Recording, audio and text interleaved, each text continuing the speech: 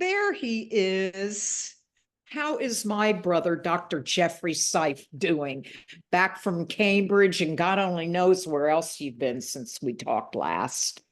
Well, You whenever notice I've Marilyn Monroe behind me, so I thought that could springboard us into some good discussion. Welcome to all to Deciphering Our World with my brother, Dr. Jeffrey Seif, and I, where we just talk about different topics that we think are relevant to people's psychological, emotional, spiritual health. He has done lots of studies on the brain and the science of policing and the science of faith. And I, on the other hand, have done a lot of personal research in the streets with people suffering from all kinds of mental health issues, substance use disorders. And I've been in recovery several decades, thank God for the program Alcoholics Anonymous, which is my story. And my brother has been in the recovery probably from our childhood issues since his later adolescence also. So good to see you, Saifi. always a pleasure to be with my big sister. That's right. You even said to me on the text today that whatever I want, we can discuss. Well, marriage has taught me just do whatever the lady says. Life is so much easier that way. There's some truth to that. Conflict comes when there's resistance. Right, just whatever, do whatever she says. Life's so much easier. Yes, yes, yes, yes. So I will see you next week. Oh, I'm looking forward to it. I really am. And what, Saifi?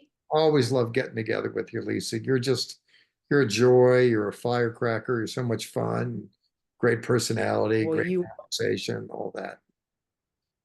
Oh, that means a lot. And it's a compliment at our age that people still like our company, especially family. That's But true. Saifi, It's sad. A lot of families, it's so fractured. People just yes, go their separate ways. Now, you and I are so different in so many ways, but we're so close. It's rather odd. A lot of family members are comparable, but they're distant. But we're really close, but we're really different. And I love it. it's the beauty of the mosaic of our life, I think.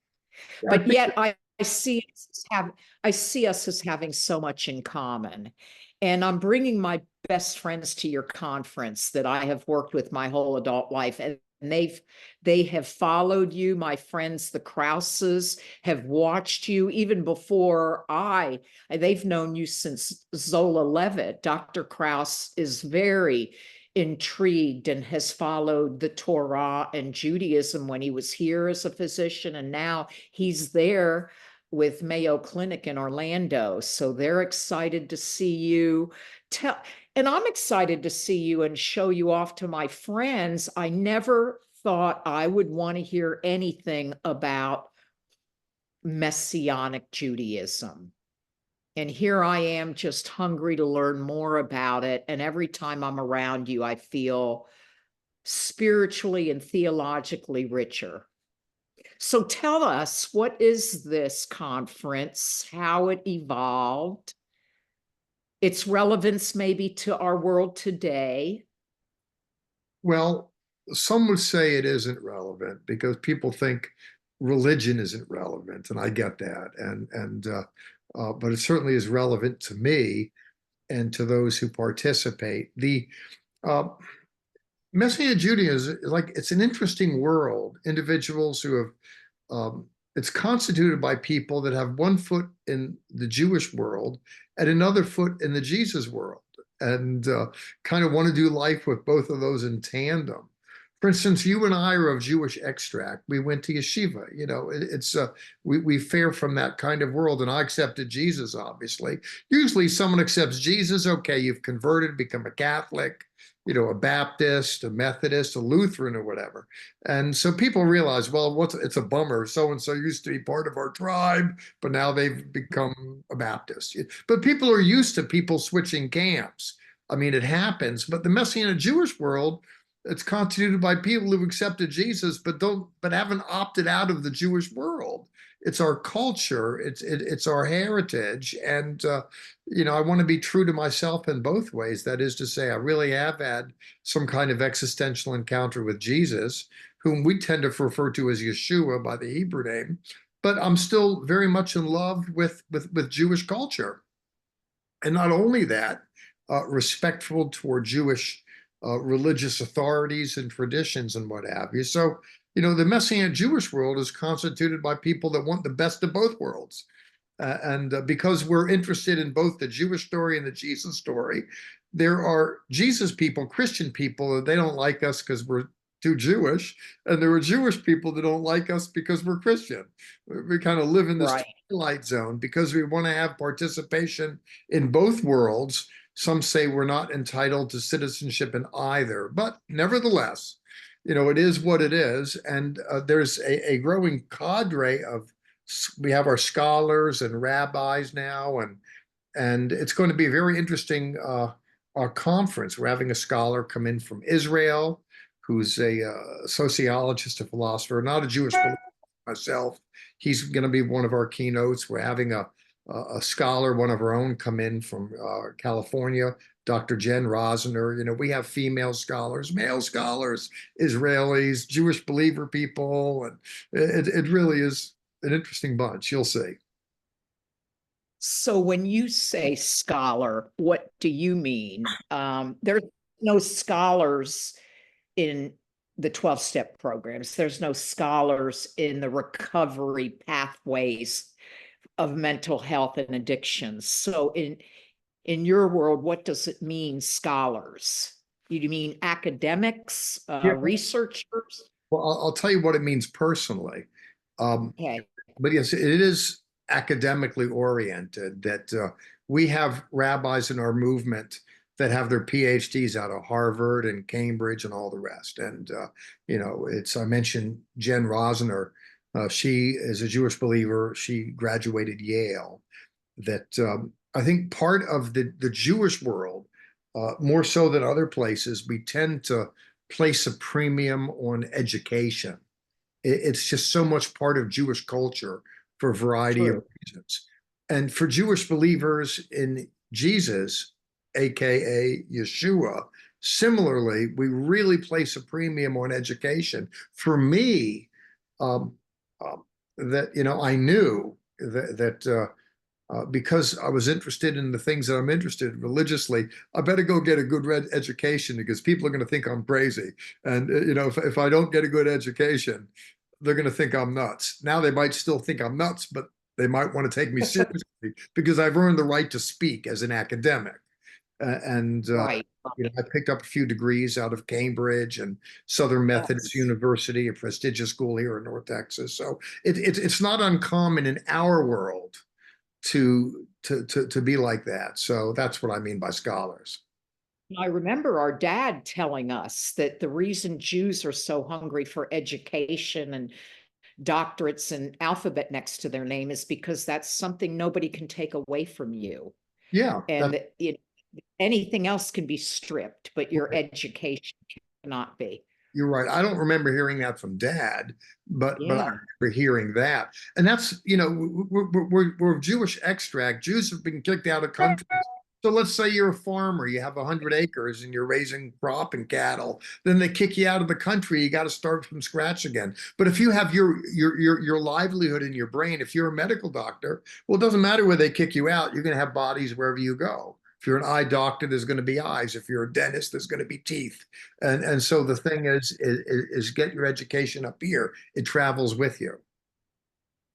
Yes. And in my world of recovery and discovery and uncovery, the people that people want to listen to are those that are rich with experience more than education in the recovery community. Experience is the PhD. So I always tease my brother's got a PhD in academia, and I've got a PhD of pile and hell and damnation. Well, But because, you're experience. You're understating yourself. Last I checked, you're also a therapist with a graduate degree. So you're not just some local yoko, but it is true.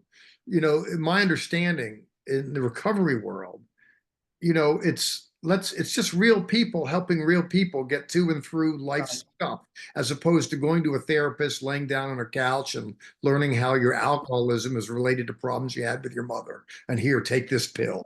That Yeah, it really is. It's so it's as a movement.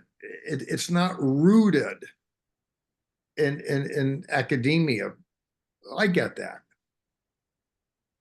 but it is rooted in a lot of theology. Carl Jung, Bill Wilson, the founder of Alcoholics Anonymous, was very influenced by religious leaders. Emmett Fox, who wrote Sermon on the Mount, gave Bill Wilson and Dr. Bob, the founders of Alcoholics Anonymous, the idea of the fourth and fifth step of the 12 steps, because Emmett Fox in Sermon on the Mount deciphered that resentments will spiritually blind somebody. So Wilson turned it into resentments will get an alcoholic or somebody with a substance use issue drunk again. And in theology, in Sermon on the Mount, hate is it's love thy neighbor as thyself. So we really do have a lot in common. Both of our experiences and educations bring us back to how important it is to have a neighbor that understands where you've been through and can pray with you, I'll go with that. right? Further to the point, the word scholar comes from a Latin word meaning in school. And the truth of the matter is, everyone Oh, in AA is a scholar. There's a big book, true. there's a Yeah, discipline, there's reading, there's interacting, learning from others. So it's a social educational experience as opposed to some yes, monastic who's absolutely. off there in a cell as an individual working through manuscripts. I mean, it's scholars are what scholars do. And, at the end of the day, we're all looking to, better understand some aspect of human experience. So forgive me I for keeping love that. my eye. Yes. I got like a little eyelash in my eye. It irritates me. But what do you want to talk about, hon? Where do you want to go? You're the boss. Well, I wanted to just, I'm working with people privately in psychotherapy and marital counseling, and I'm hearing from people, young college age young people really are buying into a lot of propaganda that's out there right now politically. And my age group and a little earlier aged are very, very stressed about the political state of our world right now. And even though you and I have disagreed politically with the candidates that have been in office, you were for Trump and Trump's issues. I was not for Trump and Trump's issues. You helped me learn that sometimes, you got to go above character to look at leadership. But I just wondered, where are you at with all that? And how do you answer, or do you even have to the mental state of just our country right now, our neighbors, the sense of, they're tearing Biden up on the media every chance they get, both parties at this point, with his ageism and his vulnerabilities. And then Trump is still just touting how awesome he is. And I haven't heard him say one thing he's really going to do except, the borders. But it's caused, I think, a lot of group conscious anxiety in the world and in our families. Well, So how do you, I'm a strident supporter of Donald Trump, and I know. I land very squarely in a Still, Republican world. Um, well, Republican, I get, you yes, know, I can, Donald Trump, I personally sent money for his campaign, and even now, Saifi, even after all of his criminal you're a legal guy. yeah, After all that we know, no, he's I sent money to him the day uh, he was convicted in New York City. That day why? was the case Why? for sending money. Um, because there's a few reasons for that. Foremost of which is I thought that it was terribly unjust, and I thought it's using the legal system to try and down a political opponent, and that didn't comport with my sensibilities. My support for Trump isn't because I happen to like him as a human being. I think Donald Trump's a little crazy. I think uh, Joe Biden is a little hazy. I think at the end of the day, crazy's better for our country than hazy. If I look at if I look at America as a corporation, as a business, if I ask myself the question, what do I think are the best policies for business and who's best run? What are the best ideas, the best policies, and best suited to run it? In my mind, uh, Donald Trump fares much better, and the policies espoused in a Republican platform fare better than the Democratic. Not that I don't think there's nobility in the Democratic platform. I do. There's so much there that's beautiful.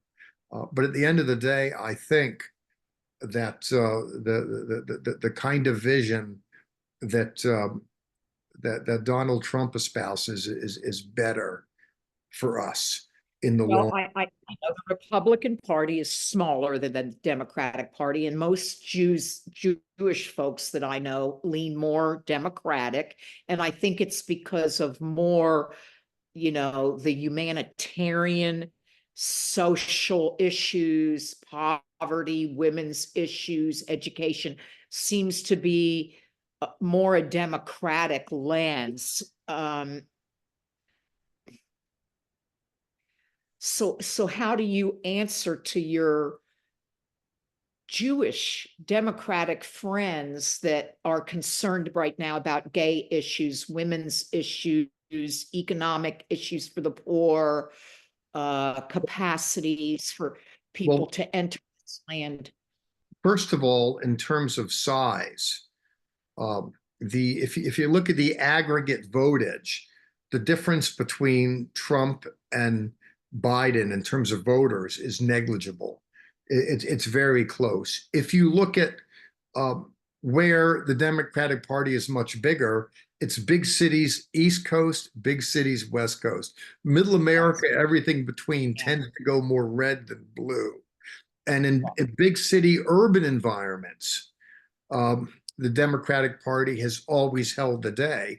And in the Jewish world, for the reasons that you stated, because the Democratic Party tells the story of the oppressed, and because Right. Jewish people are so sensitive to that, it more naturally inclines us that way.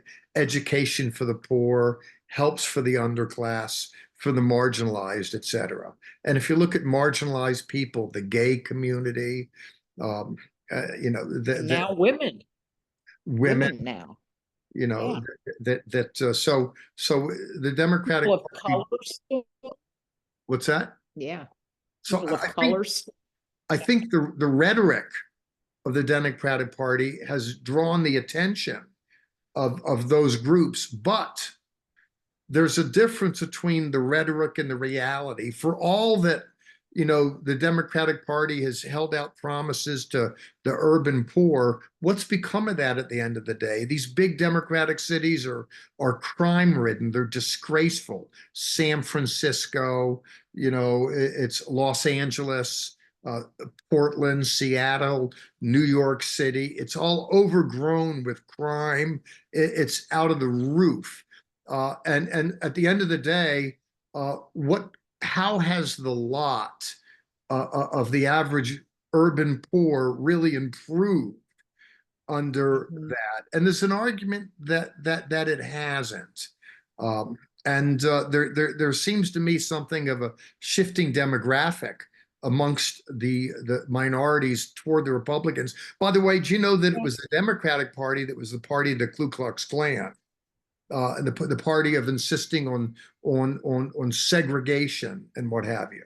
That came from the Democratic Party in no uncertain term. A quick Google search will turn that out. And if you look at women's organization, if you look at Planned Parenthood, Marg, what was it? Margaret Sager, forgive me if I'm mispronouncing the name, the founder was a virulent anti-black, that part of Planned Parenthood in the world of the eugenics pre-World War II was to stop the growth of African Americans, and they were forced sterilizations and what have you. So there's a history there, but it's not part of modern consciousness. As it stands right now, the perception has been that the Democratic Party is on the side of the weak and the underclass, the Republican Party on the side of the strong. A quick look at the history is rather interesting. Now, in terms of Jews, I was just in Israel a few weeks ago. I was there in the last 6 months. In the last 7 months, been there twice. You'd be surprised. I've never heard it before. That because, as you said, Jews tend to vote Democrat. you know, what's up with your president over there? I don't think it's a foregone conclusion that the whole Jewish community is going to get behind Biden. I don't think it's a conclusion that all the Hispanic community is going to jump behind Biden, or even the African American community. There's demographic shifts, and it really is something to behold. That What about the president over there in Israel? Lord, what yeah, about their president in Israel? well, in I Israel, mean, it's to not be real popular. no, and it's the problem with leadership Netanyahu. anyways. You know Yeah. you know people are saying maybe we need some new ideas. But in a democracy, it's always going to be fiery. Even when you say, to your initial question, you said, Jeffrey, look, it's so cantankerous now, and oh my God, I don't know how true that is. We're older now, and we're more astute. We're older. We're looking at the world, looking at government. If you go back before us, fist fights and craziness. I Even mean, just Vietnam. Yeah, the that's true. Vietnam War, the Democratic Convention in Yeah. Chicago, it's always been, it brings out these robust energies. And even before you and I popped out of our mother's womb, you go back in time, Abraham Lincoln was slaughtered. He was murdered. He wasn't the only one. There's always been tempestuous stuff. But it used to be, it was fought out in the newspapers and what have you, and brawls. That stuff happens around the world of politics all over the world. In Israel, Yeah, you're it's very robust, and here right. in Europe, and it is what it is. So let me ask you this. When you hear or I hear that Trump, his personality from The Apprentice, where he showed us his person, he loved firing people. I hear even in some Republican corners, they're concerned that he has a dictatorship personality and mentality like Hitler. See, when I hear the name Hitler, I just immediately, and I know you studied the Nazis in Germany and Hitler. Have you heard people compare him to Hitler, and how do you respond to Just that? because people compare, when you say I hear, the reality Yeah. for most of us, what we hear is, if whether we listen to MSNBC or Fox News, or it really, it's just because we hear it uh, doesn't necessarily mean something. It's rhetorical. To say that Donald Trump is an Adolf Hitler, he certainly is a strong persona. You have to be, by the way, to be that successful in business. He's a New Yorker. He's pushy on steroids. He gets the job done. Um, and it is true. People get fired. He has certain standards. I think it would probably be fair to say he's not easy to deal with. But there's a lot of leaders that are like that. Well, That he doesn't show his taxes. He's in debt way over his head, and he's known to not pay his debt. So there's parts of him also that I think people don't know or hear in that terms are of fact. in terms of whatever his financial situation is, it just to my way of thinking, it's whatever pundit is spinning it on the news. the average person on the street really knows nothing Right. about him. Everything's digested through whatever news source. Where people got a glimpse of the two of them together was the other night in a debate, and you can look and see for yourself. Watched it. And then even on a follow-up to that, Joe Biden, he didn't know the difference between Putin, and the president of Ukraine. And similarly, he referenced Vice President Trump instead of his own Kamala Harris. So for me, that's not a man with a clear head. Now, listen, I don't want to insult people when they get old because I'm 68 and a half and I'm not the So man I've with. done that. Haven't you done that? I've mistaken names before. Yes, Boy, he can't it's afford one mistake. no, it's all the time. He's always had a lot of gaffes, but I think there's legitimate questions about his competency. But more than that, at the end of the day, if you took his person out of the equation, I think the policies are horrendous. Personally, do you lock Oh, your doors when you go to bed at night? I do. Okay, then okay. Here, I'm in Texas. We just let over 10, 14 million people get into this country, just walking right across the border under this president. What's up with that? And now all these Democratic cities are complaining, whether it's LA or New York City, because tens and hundreds of thousands are going there. Of course, they've come through Texas. What's up with all of that? I mean, there are policies that are just not good. If you looked at what it costs for you to put gas in your tank, what it costs for you to purchase food, what it costs to buy a house now, if you look at interest rates, I don't think that bodes well for this current administration. I think No, at the end no. of the day, that Trump ran a tighter ship, and I think he's better for this country. So, in terms of for him running for president of the United States, I support him. If he was running to be the rabbi of a synagogue I attended, I wouldn't be as inclined. You know, Right. if Yeah. if he was running for Well, that, I wouldn't go with that. Jesus, well, Jesus, I don't know, but what the political state of the world in the time of Jesus, I guess, but Jesus kept leading with love and forgiveness. Wasn't it pretty bad politically during the time of Jesus as well? And that's what made people believe more in his way, Yeah, well, that he's no not. matter what the state of the union is, Yeah, Donald Trump's. love.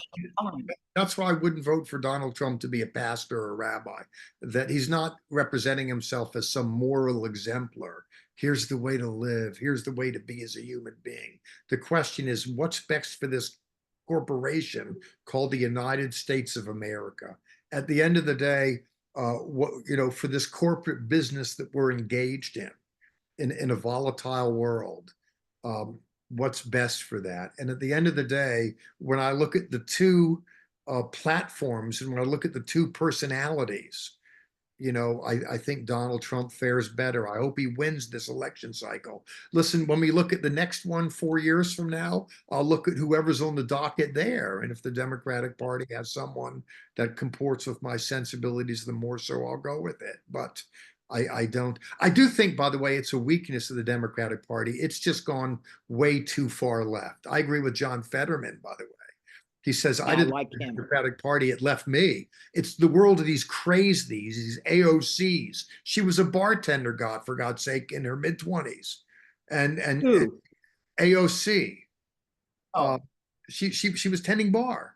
And what happens is she wins the district in New York and gets in the House of Representatives. Now she's this, here's the way to run a country. Here's where we need to go. She's gone from running a bar to running a country with nothing in between. hey, Seif, I work with a bunch of people that ran bars, and they're pretty smart, but If of she run a bar, course, listen, if she ran a bar, there would be one thing. No, she was a bartender. That at least if oh, you ran I a see. bar, I gotcha. at least there you managed the business. So you're looking, and I get it, you're looking at a corporate mindset. What That's it. I have appreciated about Biden, excuse me, what I've appreciated is he has unleashed lots of money toward healthcare. And he has ushered in the reality that mental health, opioid use disorders, really deserves a seat at the table with the cancers and the diabetes and the heart disease. So I have to credit his administration for what they've done for all of us with healthcare. You're corporately inclined. Do you believe that healthcare is also important in the corporate world to have a healthy country, not just a wealthy country? Yes. I think it's overly simplistic, just to, you know, you know, I I'm don't, probably pretty optimistic, I but don't, yeah. I don't follow healthcare monies. And quite frankly, we're having a political discussion. I'm not knee deep in it all as a human being because for me, I'm busy because I'm a professor. I'm busy in my studies because I'm a student at a school. I'm busy with that, busy with my marriage and my life. It's not like I'm a pundit that has his, fingers on the pulse of Washington, what's happening with the monies and all the rest, Um, but nothing in me wants to say there's absolutely no good coming out of the Democratic Party. Just at the end of the day, um, I think that you know that I'm looking for Donald Trump in this next cycle. So Gotcha. And I totally understand and appreciate where you're coming from with that. And that gives me, and I'm sure our viewers, a lot to think about.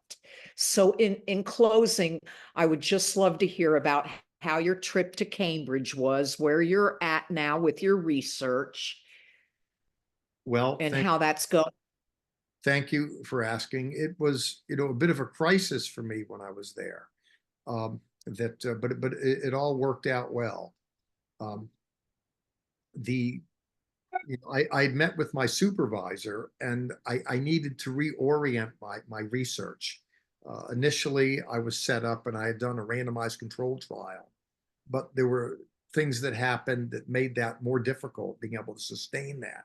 And so I thought maybe I was going to have to vacate my whole PhD, which I didn't Oh, want to do. no. Instead, because uh, at Cambridge, it's all about getting data. It's not just reading books and pontificate. That it's all research. The language is statistics, and my being able to get a hold of the data I needed was compromised, and it didn't look like it was going to get any better. So what I did is I pivoted. Instead of me having to get my data through a randomized control trial that I was superintending, I pivoted. And what I'm doing is I'm working with about 25 years of statistics um, from the U.S. Department of Justice, Bureau of Justice Statistics. So I have data troves now, but I had to renegotiate that. And with that, then I had already had did research in conjunction with my randomized control trial. But I kind of have to go back to square one, um, at least for right now, um, and not rely. I already had 230 or so Oh, books I and scholarly know. articles read. Um, Oh, and so wow. I'm kind of going back to the drawing board. I can still use some of that stuff, but even as this morning, I'm going back and looking at the new data and starting to grab a hold of the numbers and graph it and depict. So I had to readjust a little bit. I know this doesn't make sense to most people. Do you mind? No, no, but do you mind just sharing with us what your research what you're doing? Yeah, the question in law enforcement is ethics. Uh, there's been a hue and cry on the street about policing in America, and it can be a bit overstated on occasion. There's bad cops, yes, but I don't think it's as bad. It's not systemically deviant. Um, Right. I haven't experienced that. You do run into deviance, and you do have some departments that have bad cultures because of bad leadership. But pound for pound, cops tend to be good people, at least initially. But then you do over a 20-year period with mental illness, by the way, you do have deterioration amongst police. Yes. Now, for me, the question that I was interested in uh, when I began at Cambridge some years ago as a master's degree student, because I run a few police academies in North Texas, the question is that I had, are there ways that we can better educate police to help them be more kindly disposed toward marginalized persons, the disenfranchised? and I'd conducted a randomized control trial, developed curriculum, and was able to show effect statistically, and it won accolades at Cambridge. I was able to show that, yeah, there are ways. There's very little research about how to train police. Most of it's just done on tradition. You know, there's 80,000 police departments in America, and they all have their proud traditions. And there's 50 states, and you know, there are ways that you do things, but to train people, but there's been no tests to ascertain whether the training is efficacious, whether it works, or if there's something else that can work better. So what I was interested in was looking at ethics and training. And initially, I was running off of data I got from a clinical trial I'd run.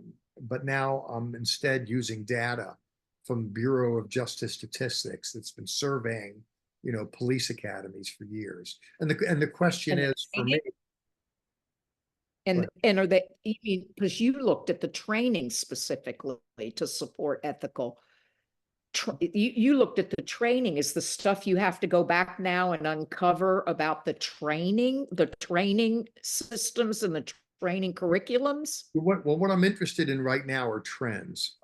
What I have for my new dissertation, uh, it's a macro, a meso, and a micro analysis. Macro, the Sure. big picture, meso in between, micro, more granular. And at the macro level, for me, you know, I've gotten a hold of data through the Bureau of Justice Statistics that looks at how police academies in North America are doing training, what curriculum they're offering, and what relates to ethics and, you know, community policing, et cetera. So I'm starting to map that out and see how that's trending. And you can see, partly in response to exigent circumstance, in response to problems, you can see the police training is loading up with more ethics kind of training. It's a good trend. And Texas is way ahead Well, of I the like I liked what you did with the Holocaust in the trainings. yeah. And then we were talking about how do you know though if you can, like I know in my profession we do a lot of training, we have to keep up a lot of CEUs. How do you know over time that that's what's being practiced? Yeah, well, you don't. I mean, Anybody can pass a test. right. Yeah, I didn't know. And you have to be very upfront about the limitations of your research. well Uh, that's true. you Yeah. know, it's just for a certain period of time, but hopefully others. One of the reasons why I'm doing this, it's not like I'm trying to build a career. You know, No, I know. as a criminologist, I'm 68 and a half years old. I'll be 72 when I finish this program. And it's not like I'm My God. a full career like I'm 27. For me, when I finish this, I'll have a good master's degree published out of Cambridge and a good PhD, Lord willing. What happens is others that come behind me that want to study criminologies, criminal justice, if they Google ethics, training, or whatever, all of a sudden articles written by me and books will come up, and they'll see Seif, Cambridge, and they'll see research. When they get to a book of mine, beyond whatever I have to say, they'll see a bibliography with 400 to 500 resources that they can go to. And so what I'm looking to do is just provide breadcrumbs for the next generation, those who come behind me. For others who might be interested in studying this, it needs 100 studies, not my little one. But for those who might come behind me and want to look at an evidence-based approach to police training, this will give them this, you know, this will be a great resource for them that doesn't exist at present. Now you're coming full circle to what it's all about, to Kunalom, making the world a better place. And that's what your vision is here. I hear it in everything you say. Everything you think is about how to make the world, our country, our lives better. I Right. am just, our parents would be, we lost our parents before we were 21 years old. We've had to go adult as orphans in this world. But I can tell you this, I'm pretty sure they would be incredibly proud. Of you. Well, both of us, I think. I'm rich in the experience side. You're rich in the research side. It's it's true you're a practitioner and I'm more of an academic, Yes, but don't play yes, yourself down. yes. You're a college professor, right? I know, but we're still both trying to make the world a better place. And Yeah. I love that you come on here and we can share and dissect and disagree, but come full circle back to both of us want to make the world a better place as we decipher together. Thank you, my baby bro. Bring me one of your books and my friends too. We want autograph books. I'll grab one or two. I'll see what I can do. Let's see, there will be 1, 2, 3. Oh, just about 10 of us that I'm showing you off to. So just bring a little book and I'll, autograph. I'll bring a couple books. I have a new book that came out a year ago. I'll bring it out. Perfect. Perfect. I'll love you. And until next Deciphering Our World, everybody, thanks for tuning in. If you have questions, comments, sharings, get on the website, lisaseif.com, and we will answer. Love you, Seify. Love you. Bye-bye. Bye-bye, babe.